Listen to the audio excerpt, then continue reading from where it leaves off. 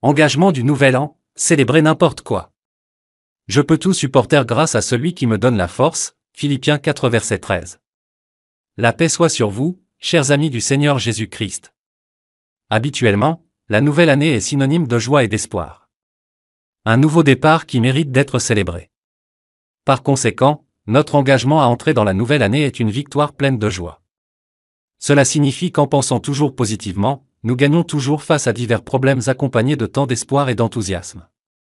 De cette façon, comme dans la lecture d'aujourd'hui, avec Jésus, nous ne sommes jamais vaincus par la variété et l'ampleur des problèmes. La question ? Qui a peur ? Jetons un coup d'œil à l'éloge suivant. Je n'ai pas besoin d'avoir peur, Père prend soin de moi. Je n'ai pas à m'inquiéter, Jésus prend soin de moi. Je n'ai pas à m'inquiéter, le Saint-Esprit me réconforte. Je n'ai pas à m'inquiéter, il me bénit. El Shaddai, Père Tout-Puissant. Il est grand, El Shaddai est glorieux. El Shaddai, Père Tout-Puissant. Les bénédictions abondent, El Shaddai. Depuis le début du mois de décembre, comme l'année précédente, il y a eu de fortes précipitations, suivies d'inondations et de glissements de terrain dans diverses régions. Des maisons et des biens, des porches brisés, et même beaucoup qui ne peuvent plus être sauvés. Si vite que certains n'ont pas eu le temps de sauvegarder les éléments importants.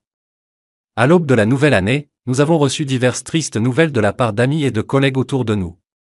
Certains membres de leur famille doivent faire face à la maladie, certains doivent même perdre des êtres chers. Dans la nouvelle année, je ne serai plus seul, ce n'est pas facile de partir cette année, mais je suis très confiant comme le témoignage de Madame L, ART qui, je pense, est notre plus jeune fils. Madame L a dit « Essayez de soi meilleur », selon elle, aujourd'hui est meilleur qu'hier, et demain sera meilleur qu'aujourd'hui. Je suis vraiment impressionné par les pensées positives de Madame L, je dois apprendre beaucoup d'elle qui n'a que 18 ans. Madame L qui est pleine de gaieté, ne se plaint jamais, est pleine de victoire en elle-même. Du soleil et peut-être de l'espoir pour l'année prochaine, même s'il semble y avoir des nuages et de l'incertitude, nous n'avons pas peur. Tandis que les enfants et petits-enfants se réunissaient la veille de Noël le 25 décembre 2024, à 19h, nous, en tant que famille, avons vu et témoigné que la participation de Jésus tout au long de l'année prochaine est aussi sûre que l'air qui nous enveloppe, que « je peux supporter toutes choses en celui qui me donne la force » Philippiens 4 verset 13. Qu'est-ce qui distingue nos vies en tant que disciples de Jésus ? La différence dans nos vies réside dans la présence de Jésus-Christ dans nos vies.